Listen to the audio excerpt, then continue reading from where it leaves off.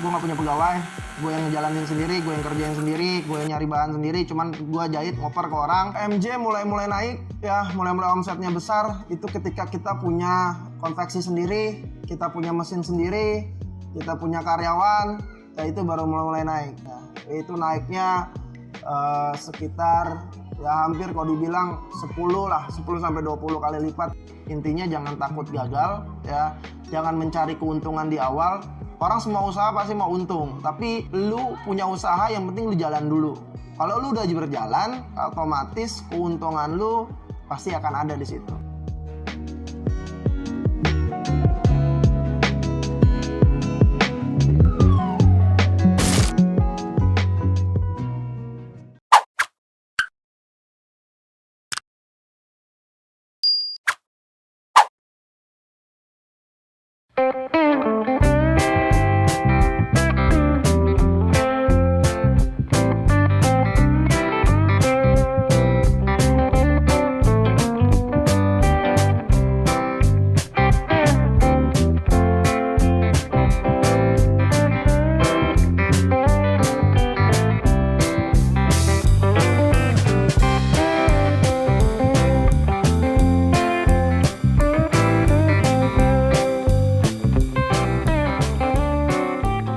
Assalamualaikum warahmatullahi wabarakatuh. Perkenalkan, nama gua Amru Rahmawan Akbar. Gua usianya 29 tahun, pekerjaan sebagai guru. Gua guru olahraga, sudah menikah, gua punya 1 anak, dan gua punya usaha di bidang percetakan ataupun konveksi dengan namanya MG Product. Itu usaha gua, dan kita punya brand tersendiri untuk khususnya di jersey dengan brand kita MG untuk di lambang di dadanya. Jadi MG itu singkatan sendiri juga. Waktu itu bingung mau brandnya apa ya kita ya. Akhirnya kita kepikiran satu, kita punya orang tua ya, namanya Mahjudin kalau disingkat, jadi MG. Dan kedua nih sama temen gue yang waktu itu bikin, gue suka MU, dia suka Juventus. Nah udah dari 2 filosofi itu jadilah nama MG sampai sekarang ini. Jadi udahlah, ada berkahnya ke orang tua juga. Kita sama Instagramnya MG_product ya, bisa kalian lihat di Instagram. Dan kita punya katalog juga, MG_katalog ya, bisa juga. Itu naungannya sama, masih satu. Dan alamat kita sekarang ada di Jalan Situasi, Kampung Pulo, Gang Kemban, nomor 86, Rangkapan Jaya, Pancoran Mas. MG Product tuh terbentuk sebelum gua menikah. Gua punya yang sekarang istri gua, itu gua zaman pacaran, dia main online shop dari tahun 2011 sampai akhirnya 2014 gua waktu itu ngadain suatu event, terus gua minta bantuan senior gua untuk pengadaan bajunya tapi secara gratis, tapi gua promosiin produknya dia, tapi akhirnya gua dimintain uang pengganti ya untuk bayar tuh baju. Jadi gua kesel gitu ceritanya. Nah dari situ akhirnya gua sama teman gua nih yang ngadain event bilang, berapa sih bikin alat kayak gitu?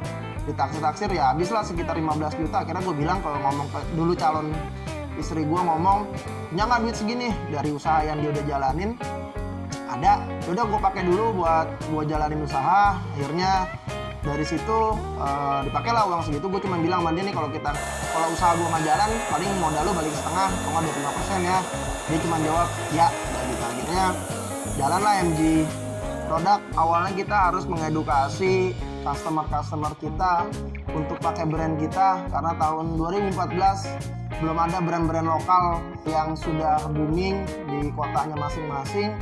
Kita jadi karena gue lingkungannya guru ya, jadi gue ngedukasinya lebih banyak ke jalur pelajar, karena gue juga punya komunitas guru, komunitas pelatih, komunitas apapun tapi bentuknya pelajar. Karena dari situ kan dia punya anak murid, dia punya tim bola, dia punya komunitas, nah bisa buat membuat jersey. Jadi akhirnya waktu itu awal 3 bulan pertama kita sulit untuk menjual brandnya MG ya, mau nggak mau 3 bulan pertama itu mereka masih menggunakan yang gambar checklist, gambar garis 3, ya, maupun brand-brand yang sudah ternama lah yang Eropa punya. Tapi dengan kita ya itu sebetulnya nggak boleh lah kita nyolong-nyolong logo-logo itu. Akhirnya dari 3 bulan itu kita mulai edukasi, kita mulai berani pakai brandnya MG ya. Jadi kita baru berani itu dan edukasi, dan kita kasih harga spesial buat mereka supaya mereka tertarik sama brandnya MG.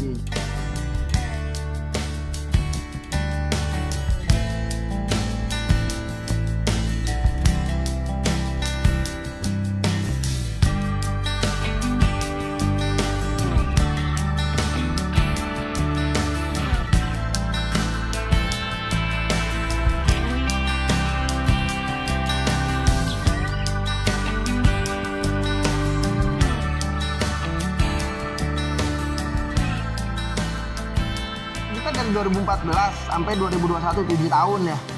7 tahun 2014 sampai 2018 gue nggak punya pegawai, gue yang ngejalanin sendiri, gue yang kerjain sendiri, gue yang nyari bahan sendiri. Cuman gue jahit ngoper ke orang. Kalau gue sebagai modal sendiri agak sulit. Kita pernah gagal dalam pengadaan mesin di tahun 2017.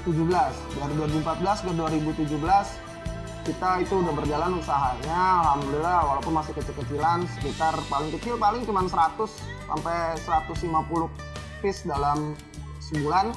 Tapi dengan keuntungan kita kumpulin, waktu itu kita mau beli mesin printer sendiri, mau punya konveksi sendiri, tapi kita masih pikir buat maintenance-nya kita belum punya keberanian, mental kita belum kuat, hanya kita ngoper aja lah ke salah satu vendor konveksi yang penting, tapi kita finishing akhirnya untuk sablon dan quality controlnya. Tapi karena kita belum punya mental yang bagus waktu itu, karena guanya juga masih bekerja sampai sekarang waktu itu, karena usaha itu hanya sambilan ya, bukan mata pencarian yang pertama. Mata pencarian pertama ya tetap bekerja. Akhirnya kita berpikirnya patokannya kayak gitu. Tapi tahun 2018 kita dari kumpulin modal, kita punya uang sekitar 80 juta. Kita bingung mau diapain ya, akhirnya beli suatu alat ya, waktu itu mesin, tapi itu mesin bordir, berhubungannya jauh sama jersey ya. Jadi karena kita waktu itu dibilangnya dibilangin beli mesin bordir aja, maintenance-nya kecil kok, gini-gini, nanti gua ngoper ke lo. Gua aja ngoper ke tempat lain aja bisa sampai 10 juta per bulan, tapi gua ngoper ke lu kan bisa 10 juta tuh. Gua pikir wah akhirnya setahun balik modal nih. Ternyata dari situ waduh nggak balik modal gitu. Setahun kita gagal dalam mesin bordir itu, kita rugi. Akhirnya tahun 2019 tuh mesin kita jual setengahnya harganya, jadi sekitar waktu itu 40 juta. Kita gagal dalam setahun, nggak jadi apa-apa. Jadi kita naik turun tuh fluktuatif ya, nggak pernah stabil. Jadi 2014 sampai 17 kita naik, tapi 2017 tuh saat menjalani ke 18 kita down, turun karena salah jalan kalau dibilang. Tapi kita di situ nggak pernah putus asa, kita belajar dari kegagalan kita. Akhirnya ada dana-dana investor ya, pemodal MG yang kita mintakan. Untungnya masih dari lingkungan saudara ya, bukan keluarga tapi saudara ya, dengan kita membagi hasil keuntungan ya. Jadi kita mulai terapkan itu saat 2017, saat kita ambil mesin bordir, kita nyoba minjem modal itu setengahnya sekitar 40 juta, kita bagi hasil. Mesin bordirnya nggak jalan tapi kita masih bagi hasil. Gimana cara kita balikin pakai keuntungan. Nah, dari tahun 2018 hanya punya 3 mesin ya, komputer, mesin cutting sama mesin press. Jadi itu hanya 3 itu yang kita jalanin. Gue punya cuman 2 pegawai di bagian jahit, 1 di bagian desain, packing, nyablon segala, cuma 1 orang ya, sama gue itu waktu itu bantuin ya. Tahun 2020 gue nambah tukang jahit jadi 3 orang. Nah sekarang 2021 gue nambah di bagian sablon packing, gue nambah di 2 orang. Tukang desain gue masih sama yang kemarin, dan tukang jahit gue jadi sekarang ada 4 orang. Jadi sekarang total ada 7 karyawan yang harus gue naungi di bawah gue gitu. Nah alhamdulillah sekarang ya mereka masih bekerja bersama dengan gue dengan lancar. Nah ya kita sampai sekarang itu tahun 2017-18 itu masa-masa sulit kita usaha. karena mesin nggak jalan dalam setahun, ya tempat kita ada sewa, jadi agak sulit saat itu ya dengan buat balikin modal. Nah, kita jangan nyerah gitu, jangan nyerah. Wah, gue udah gagal, mau coba sesuatu lagi, gue pasti takut gagal lagi. Ya karena pikirannya gini loh, hidup kita di bumi ini ya sementara gitu loh ya. Emang kita nanti meninggal kita bawa harta kita dan lain-lain gitu. Enggak lah, kita di bumi ini ibarat katanya kalau prinsip gue sih hanya ngontrak, kita ngejalanin uang yang kita keluarkan, biaya yang kita keluarkan tuh kita jalanin, kita putar lagi gitu. Jadi memang bangkitnya itu, gue berpikiran waktu bangkit, yuk kita bangkit. Gue cuma bangkit tuh pengen, motivasi gue cuma satu, gue bisa motivasi diri tuh karena gue nggak mau malu di depan orang tua, karena dalam pengadaan mesin bordir itu gue tempatnya pakai tempat orang tua, kedua istri gue gitu ya. Nah itu motivasi gue. Alhamdulillahnya tahun 2018 kita berani punya konveksi sendiri, punya mesin sendiri, akhirnya ya sampai sekarang ya. Dan mesin bordirnya itu udah kita jual, kita ganti dengan mesin-mesin digital yang lebih baru, lebih update, dan ya bisa menguntungkan kita.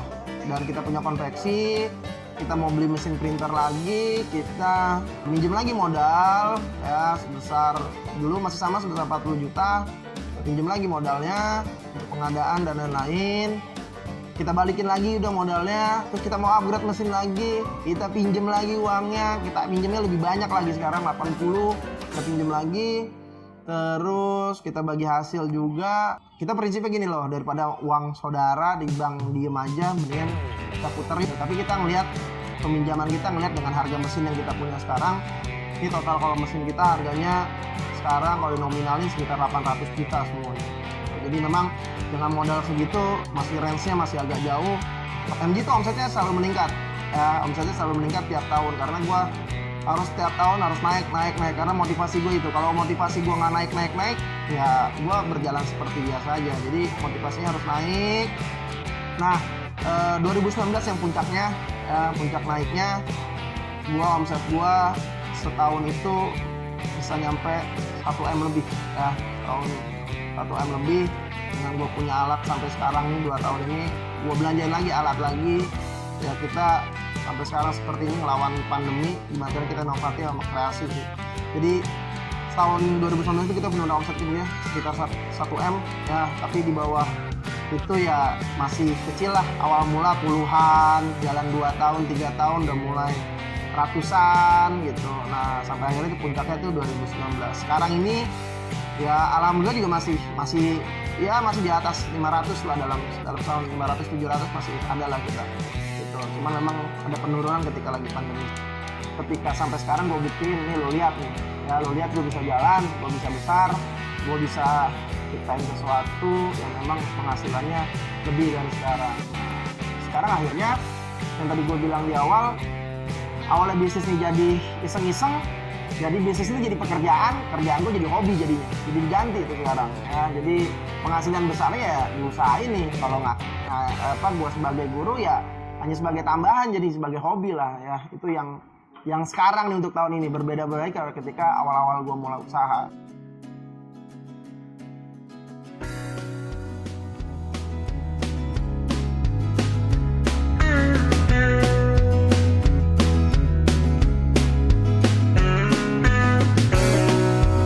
Itu yang kalau bicaranya omset ya, gue percaya kekuatan kita sedekah sih ya. Kalau semakin kita dari orderan yang penghasilan kita dapat, kita sedekahkan juga ke orang yang butuhkan, semakin banyak juga orderan yang kita dapat nantinya gitu. Jadi prinsip omsetnya sekarang itu target dalam sebulan harus bisa minimal 1000 piece ya.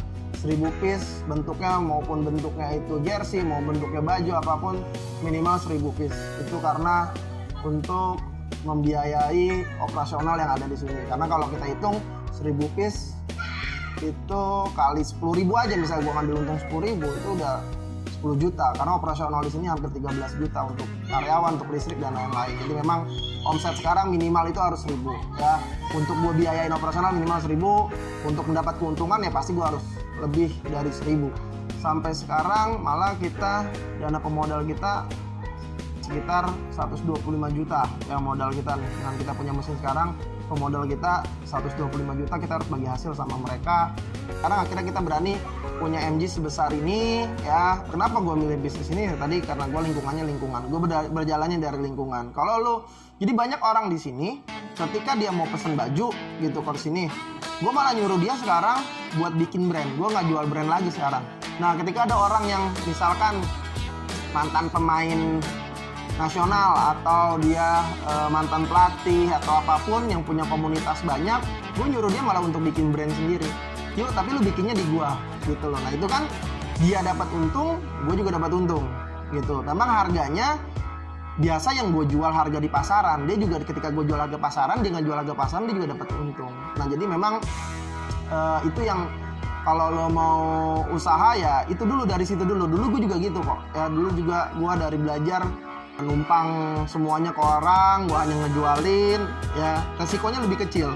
Ya cuman emang untungnya juga kecil dibandingkan lo punya sekarang sendiri. Nah, sekarang gue lagi mainin, yang penting untung gue dikit tapi pesanan gue banyak. Gitu. Kalau sekarang jadi lo yang punya usaha ya tinggal lo berkreasikan diri lo sendiri sih. Pesan dari gue sih intinya jangan takut gagal ya. Jangan mencari keuntungan di awal. Orang semua usaha pasti mau untung, tapi lu punya usaha yang penting lu jalan dulu. Kalau lu udah berjalan, otomatis keuntungan lu pasti akan ada di situ. Tapi kalau lu udah usaha tapi lu mikirnya untung tapi nggak jalan, ya sama aja bohong, lu bakal bangkrut kayak gitu. Jadi kalau orang mau usaha, lu harus bisa jalanin usaha lu dulu. Gimana caranya? Kalau bilang jalan usahanya gimana? Nah, itu dia yang harus lu pikirkan dengan konektivitas lu dalam kehidupan sehari-hari. Lu mau jualan barang apa? Lu lihat sekeliling lu main di dunia apa? Lingkungan gua ini loh lingkungan. Karena gua lingkungan gua guru, gua lingkungannya orang olahraga, makanya waktu itu gua jualan jersey. Karena itu pasti bakalan laku gitu kan. Nah, lu kalau mau usaha, lu lihat lingkungan lu apa yang lu bisa jual ke teman-teman dekat lu, lingkungan lu. Karena bisnis itu awal akan berjalan ketika yang beli itu dari lingkungan lu dulu. Dari lingkungan lu baru bisa ke lingkungan-lingkungan yang lain. Nah, kalau lu udah bisa menguasai lingkungan lu, otomatis lingkungan lain pasti bisa lu kuasai gitu. Nah, yang penting intinya lu berjalan dulu usaha lu, jangan sampai lu mikirin untung, gua harus balik modal, jangan. Yang penting usaha lu jalan dulu aja ya, karena setiap lu melakukan usaha dapat keuntungan, jangan lupa untuk lu bersedekah, karena kita ada sebagai umat Islam harus ada saling tolong menolong lah antara yatim piatu dan kaum duafa. Jadi intinya jangan takut gagal, yang penting lu berjalan dulu bisnisnya dari lingkungan sekitar lu dan lu punya kemampuan di situ, jangan menyerah. Lu gagal, lu bangkit lagi. Kalau lu gagal, lu bangkit lagi. Bangkitnya, ya lu evaluasi dari bisnis lu sebelumnya. Berarti ada hal yang kurang menarik.